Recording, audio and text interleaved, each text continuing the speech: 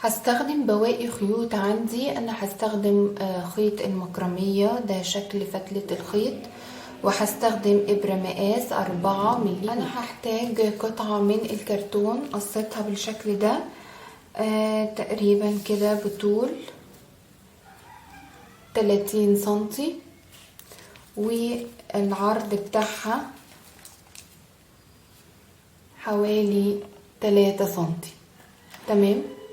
وهحتاج مع القطعة ديت قطعتين كمان نص دايرة بالشكل ده. تمام كده. هجيب قطعة الكرتون وطرف الخيط وهبدأ اشتغل عقدة البداية. هبدأ اعمل حلقة بالشكل ده كده، وهجيب طرف الخيط من تحت الحلقة، وبالإبرة هبدأ اسحب بالشكل ده. انا كده اشتغلت عقدة البداية. تمام.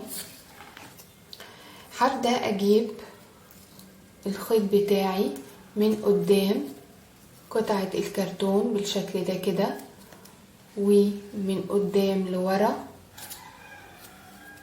وهبدأ اسحب الخيط واطلع بيه من الحلقة بالشكل ده. تمام. بعد كده هبدأ اكرر، هجيب الخيط من قدام لورا، وهبدأ ألف لفة على الإبرة وهسحب وهطلع بالشكل ده كده. تمام. وهبدأ أكرر تاني، هجيب الخيط من قدام لورا، وهبدأ أسحب وهطلع بيه بالشكل ده، وهكرر بجيب الخيط من قدام لورا وهسحب الخيط وهطلع بيه من الحلقة بالشكل ده كده. تمام. تابعوا معايا بشتغل ازاي.